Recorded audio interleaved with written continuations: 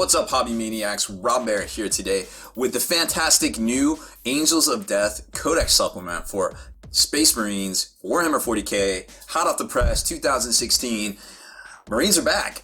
Like, this is nuts. Like, I've been reading through this thing, trying to like wrap my brain pan around it and try to figure out where all the rules are coming from. And it's so much information, but it's so good information. And it's like almost, you know, I talk about it on here all the time, like 40k is becoming a college level class, and this supplement here definitely tips the scale over to, you know, that sort of thing. So like, you know, a lot of people get on the defensive about and offensive about the whole thing in Adepticon about, you know, checking lists and all this shit, but yo, let me tell you, at the end of the day, checking lists is a thing. Like, there's so many different things that you can choose from so many different places that have so many different restrictions. Like, it is literally like we need some sort of thing to say where you get your army list from what formation, from what, and to satisfy all the requirements. Because I mean, even some of those you know, automatic army builder and things out there don't satisfy all those requirements. So, you know, at the end of the day, like,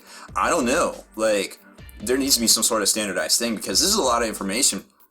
I mean, even for me, and this is technically my job, just to process it all, you know, I feel like some of the folks out there, you know, make some honest mistakes and then they get crucified for it. So it's definitely unfortunate to see. So anyhow, so getting back to this, so this is a paperback rule supplement for Games Workshop. So it's, you know, it's giving us a lot of different material. It's roughly the same codex size that we normally get. It's a little bit bigger. It's about the size of the Codex Space Marines, but not quite. But it's only $33. Paperback kind of format. Tons of information in here. Some stuff is now basically superseded other stuff. Some stuff is reprinted, and some stuff I guess kind of works maybe a little bit different than what we thought, but I guess it really didn't, because I went back and read it and I was like, wait, it's been like that the whole time, and I guess some people didn't catch on to it. So it's an amazing book. It's going to do so much for Marines. You know, there's so much stuff in here. So let's just jump right in. Now remember, this is basically the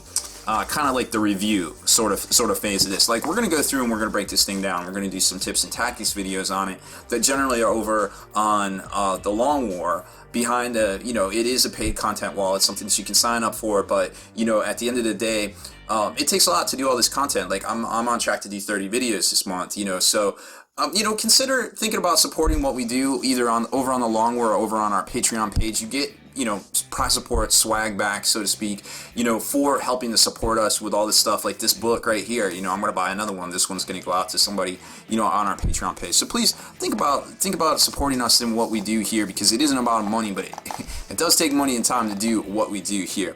So jumping into the contents, you can definitely see what's going on here. Like, you got all of the fluff, and this is set up just like your Kalion, just like your Monka. They got orders of battle. They talk about different formations and different things on the tabletop, or I guess in the fluff, and then they basically turn it into a formation for rules. And then you get the actual formations, which is all some new stuff. Like, you've got the Calth guys that are new, a little bit of war gear, and then you get into some of the stuff from Kalion's book, and then it gets into the supplements themselves. So stuff like Clan Rukan, then you've got Sentinels of Terra in here, then you've got the stuff from Kalion itself, and then you've got the Psychic Power section in the back somewhere here-ish. Here's the Psychic Power section. So all this pretty much takes it up, because each section has its own war gear. It has its own warlord traits. It has its own formations. In some cases, it has multiple warlord traits. So it is a lot of information. It goes from basically page 52 to page 102. So it's basically like a mini supplement in and of itself of just rules, and you get the new psychic stuff, and then the altar of war missions. Oh, and there's also the tactical cards,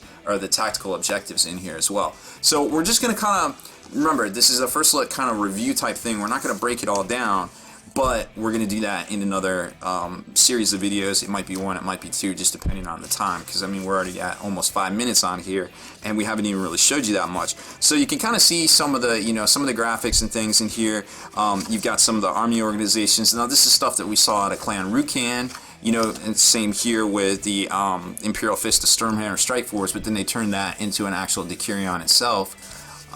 Back in the back here. So then you got all the Raven Guard stuff, a lot of fluff. Now, the Salamander stuff is new, so we're definitely going to showcase that right here. So first up, it gets into the forces of the Space Marines, and it basically shows you what's up here, right? So it shows you, hey, you've got detachments, formations, psychic powers, warlord traits, chapter relics, and tactical objectives, which everyone has the tactical objectives. Now here's the caveats here. So you can use the Calth Marines, or excuse me, the Calth units. The Marines aren't in here, the Mark IVs, but you can use the Captain, the Cataphractii, or the Contemptors. You can interchange them for any of the same type. So you can interchange the Cataphractis for Terminators in any formation or any restriction out there in a Decurion. Same with the Contemptor and same with the Terminator Captain. What's cool about the Terminator Captain is he can actually be upgraded for free to Cataphractii armor, and then he also gets to reroll his ones of invulnerable save, so he gets basically a 3-up invulnerable save if you do the math on it, which is really neat. And he's 120, and he takes the place in some of these formations and Decurions. Like, he's the thing, like, you have to take a Terminator Captain. I think like Strike Force Ultra comes to mind for sure right off the bat. Then you got the Cataphractis themselves, which we just did an article over on Spiky Bits about 10 reasons why Terminators are actually good again, and this basically all of the rules are why. These guys are way better than stock Terminator. They can take hand-to-hand weapon, a combination of hand-to-hand and shooting weapons. They have all sorts of new benefits, including, you know, just the basic, they have a combi bolter, which is 100 times better than a storm bolter in and of itself, and there's the war gear right there. And then it gets into this section here, the Stormlance Battle Demo Company, you know, the Hunting Force, and all this stuff that we saw before in the Callion book. But here's the thing.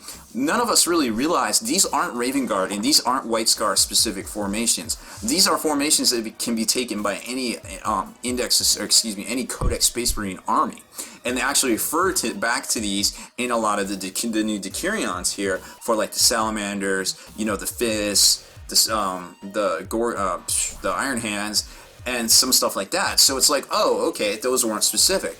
Even the Skyhammer Assault Force, which they just basically reprinted, and this is the first time it's actually been in print, of course. It was something that if you purchased that bundle on Games Workshop's site, you would get this formation. Well, not anymore. And then you got Shadow Force Solok, which came out in a box set back in November, right? So all of these things are basically turning into generic formations that you can take with any Codex Space Marine army. So first off is the generic Decurion, the Armored Might Decurion, that you can take, again, with any Codex Space Marine army. Now, this does not include Grey Knights, Dark Angels, Blood Angels, or whichever one I just forgot, Space Wolves, right? So there isn't any of that. Those are only okay for psychic powers, as far as I can tell. But there's something in here that contradicts that too. So it's blowing my mind all over the place. Like I said, had to spend a solid 3 to 4 hours just wrapping my brain around this book just so I could, you know, articulate it to y'all. So you got the Armored Might here, and what I like about it is they're basically giving you the command benefit of taking a CAD where you get the 2. You basically don't get the reroll. What is it? You may choose. Oh, sorry, it's not this. It's some of the chapter specific ones. So the command benefit of this one is actually cool. You can choose a vehicle to make it your warlord, and then that particular vehicle or another vehicle in its squadron or within 24 inches of it can shoot twice. Now, definitely that brings, you know, the line breaker formation for the Vindicators to mind. Shooting that twice, that big pie plate, might be a thing, right? There's also, you know, some other stuff. There's a lot of ways to give, to dish out power of the Machine Spirit now and be able to split fire and these things like that to just normal vehicles with psychic powers, which we're going to see as well. And then it gets into this, that was that Big Guns Never Tire command benefit as well. And then the Armor of Contempt. Vehicle in an Anvil Strike Force detachment ignores the effects of crew shaken and crew stunt, so it's for like free extra armor. And then you've got all your normal restrictions. You know, we'll get to that later, but you can basically pause it and check it, you know, right here, all of that stuff. And then it gets into the Sons of the Great Khan. Now, this is the White Scar specific one. We saw this in Callion. We're not going to really talk about it. White Scar specific rules. Saw it in Callion. Not going to really talk about it. Then we get to the Sons of Dorn. Now, this is new. This is something that basically supersedes the normal bolter drill in Sentinels of Terra. Now you have they have a Decurion for themselves, which is really interesting to see. So it's kind of like what I was saying here. If the detachment is your primary, all models have the Stubborn Special rule. You know, it's kind of a fist kind of thing. Bolter drill, basically everybody with a bolter weapon gets to reroll to hit rolls of 1. So it's like kind of foe, preferred enemy, but only for shooting, but only for bolters kind of type deal there. And then it gets into the Decurion restriction. But one thing to notice about these Decurions, and I didn't talk about it on some of those other ones, one of the things they allow you to take besides the stuff out of the normal Space Marine book, is the ones that are out of this book, like the Skyhammer Orbital Strike Force, the Annihilation Force, the Raptor Wing, you know, because those aren't specific Raven Guard or White Scars. They're for all Space Marines. So just keep that one in mind as you're reading through it. Now, as far as Imperial Fist special rules and Relics of the Phalanx go, they didn't change from Sentinels of Terra. They are still exactly the same. I compared them all. You have to actually switch them out. If you're using relics, you can't use a relic on the same guy from because they changed that with the WOG Codex. So they didn't change it with here. It's instead. So if you're, you know, you can't have something out of the normal, a relic out of the normal Space Marine book and then switch it here. It has to be vice versa. And then it gets into tactical objectives, and then we've got the Fist and the Black Templars traits table. I think this was actually in a White Dwarf. I don't think it's 100% new, but they did present it in here, so that's kind of cool to see. There's some actually really interesting Warlord traits. We're going to break those down in the next series of videos here. Then we get to the Sons of the Gorgon, which of course are the Iron Hands themselves, and boom, all sorts of new crazy stuff here. Now, I like this Logical Commander. This one lets you get the extra Warlord trait. So you get 2, and you can re-roll it as well. So, you know, tell you have to do it on a specific one. I think it was Strategic Traits. So, kind of cool to see. You know, you can get some shenanigans going there. But at the end of the day, these guys are solid. Another thing that's super solid about these that you couldn't do before is you get, as long as the detachment has models in this attachment, add 1 to any feel no pain rolls that they make while they are within 12 inches of an independent character from the same detachment.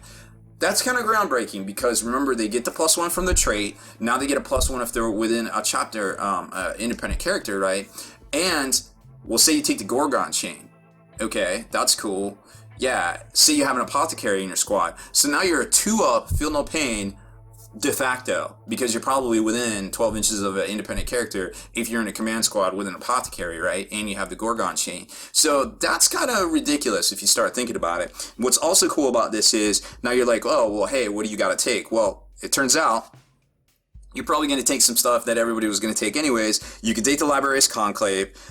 You have to take a core. So you have to take a core and auxiliary. So Stormlance Battle Demo Company as your core, which is going to give you the stuff you're probably going to take anyways. A command squad, a captain, or a chaplain. You can also switch it out and take a Strike Force Command, which is just 1 chaplain, or you can get 2 chapter masters. Boom, boom. You know, you can have one that has the Shield Eternal. You can have one that has the Gorgon chain. So Space Marines got really, really good, really, really fast just with this particular Decurion. And then, of course, there's all these other ones that you can take as well. But that's just the stuff that I noticed right off the top of my head. So definitely worth taking. Gifts of the Gorgon are the same. Warlord traits are the same. You cannot mix and match equipment on the same guy from regular Marine Codex to this particular one right here. So keep those in mind. There's your tactical objectives. Then we jump into the Sons of Vulcan, which for the first time have their own detachment, have their own rules, which is really neat. They kind of do the same thing here. They get the 2 Warlord traits, but they have to roll on personal. And then right here they get +1 to the strength of all flamer weapons as defined in the 40k rulebook. Because remember back in 5th edition that was a thing. Some people were like, the Flamestorm Cannon is a flamer, the Flamestorm Cannon isn't a flamer. I'm like, dog, come on, it's a flamer. Like, give them something. Like, you can get out of here. Not 1 step back. If they don't move, they become fearless until the end of their next movement phase. So that's kind of neat. Really interesting stuff here, obviously. Oh, and one piece of warrior. So obviously they have new warlord traits. Same deal with their relics, how they can pick them. But boom, they got new war gear. Now we're not going to get into it because, like I said, this is just a brief overview. But if you're an old timer like me, you probably realize that, hey, this is cool. The Salamander Mantle, 30 points. The bearer of the Salamander Mantle has the Eternal Warrior special rule. Because originally, the Adamantite Mantle, which didn't confer Adamantite will because it didn't exist, came about in 3rd edition in the Armageddon book, and it was something you could buy for Salamanders only. So I thought that was kind of cool that they kind of got their mantle, their Eternal Warrior mantle back after all of these years. Boom, there it is. And then there are tactical objectives right there. And then it gets into the Sons of Korax, which of course is the Raven Guard. Nothing's changed. This is all the stuff that's in Callion.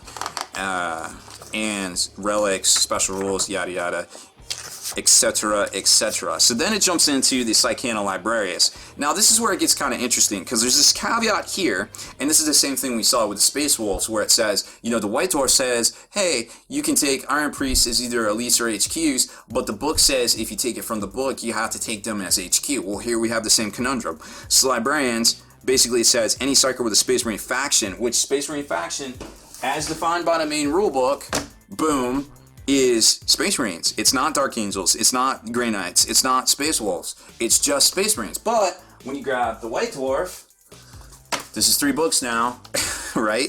This says that you can. So, I don't know. What's what? I don't know anymore. I don't know which way's up. Why can't we all just be friends? Check out my sweet limited edition codex. It completely has fallen apart. I use it so much. I saw Mike Haspel's super sweet minty fresh one, and I was like, I'm so jealous of your codex. How many times have you used it? He's like, I don't think I've used it except for this weekend. I'm like, I love you, man. You're the best. I literally have wrecked the shit out of mine. Games Workshop did replace it once, and I've actually wrecked 2, but I didn't want to call them back and be like, so I've actually wrecked 2 of these, and it's only been like 2 years, but you know, it is what it is. So then we've got the 4 new disciplines, which are, encompass 28 new psychic powers. So much is being said about these right now. I mean, I'm just going to show you my favorites, and just put a bug in your ear over some ridiculousness. So you got the Technomancy one. You can give armor values out, which I think was pretty cool because you could give a vehicle armor value 15, which I thought was pretty neat, like a Land Raider or something. But let's talk real talk here. Let's talk real talk. Let's talk about the shit that matters, right? So you've got this one right here called Electro Displacement. Alright, it's Warp Charge 2. And basically, I'm just going to paraphrase this because I've read it a million times, and I'm pretty much already an expert on how it works. You basically get to swap places. The librarian swaps places with a friendly model, within 24 inches. And then, once you place that, you get to place the rest of his squad, if there is a squad, within 6 inches of him. If they are locked, if the squad you trade places with is locked to combat, you are now locked in combat. You can also, and this is huge, unless locked in combat, these units can charge in the same turn. So you can swap places and then you can charge. Yes, you can swap places 24 inches and then you get to charge. That's right. That's exactly what I said. That's bananas. Like, ridiculously bananas. Because think about that with, like, Wolfen. You don't even need shenanigans to make the Wolfen go fast. You just scout up some scout bikes or something, and boom, you trade places with them. The Librarius Conclave doesn't even have to all be in the same squad. You can have a Librarian on bike, switch places with the other Librarian, boom, then that Librarian can switch places with another Librarian from another squad that's on another bike, because they're all technically part of the Librarius Conclave, but they can attach to other squads. So you can have Terminators over here, you can have Wolfen over here, you can just go forward, swap places, boom. Do wash, rinse, repeat. It's really, really good, I feel like. You are going to catch Eldar now. Also really good is this little power here called Shifting Worldscape. It's Warp Charge 3. But what it does is, it lets you move a piece of terrain that's movable 24 inches, and you just place it, and it has to be an inch away from other terrain and other things, but then stuff can assault out of it. Like, you literally can assault out of it.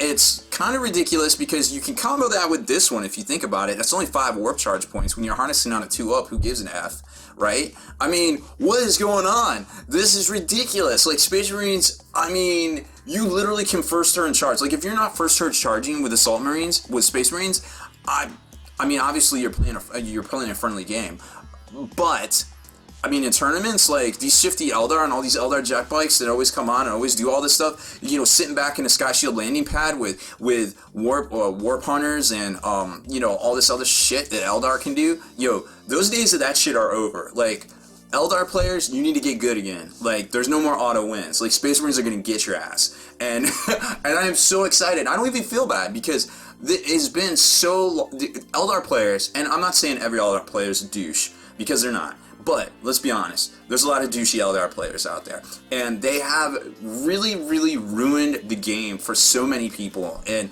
I feel like if it wasn't for like the kind of like the whole hobby aspect and the whole new hotness of Games Workshop and really trying to make a difference these days, I feel like we would have lost a lot of those players a long time ago. And this literally levels the playing field.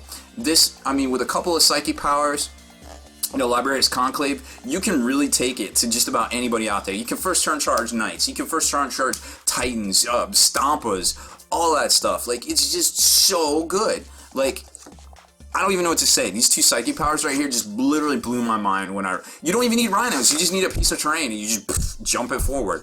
Now, this class is out on whether, you know, formations count as terrain, or excuse me, fortifications counters train, I'm going to definitely do due diligence on that one and look all that stuff up, because I haven't really determined an answer for myself yet. I've been so busy trying to figure out the rest of this stuff, but that may be the case as well, and we'll find out in the coming days and weeks. I'm sure, you know, people jumping Sky Shield landing pads and Imperial bunkers forward and getting out hatches, and I don't even know. Shit's just crazy right now, but it's an exciting time. I could not think of a more exciting time. You know, I say that like every time I get excited, but it really is. I mean, this book is the truth, and it's really going to make an impact. Like, the game is literally changing right now, folks. Like, this book is a game changer when it comes to 40k. So I'm super excited. I cannot wait to talk more in depth about this book in our tips and tactics articles and videos that will be coming out over on the blog, Spiky Bits blog, and of course YouTube and the Long War as well. So keep an eye out for those. Deleted scenes, bonus content, and all the interviews and post-game wrap-up videos can be located in the Hall of Veterans on thelongwar.net. Visit thelongwar.net today and try a week completely free with no strings attached. That's not all. Thelongwar.net is also your hobby resource for exclusive early access with an ad-free experience to all your favorite videos. Members of the Hall of Veterans gain early exclusive access to multiple hobby videos,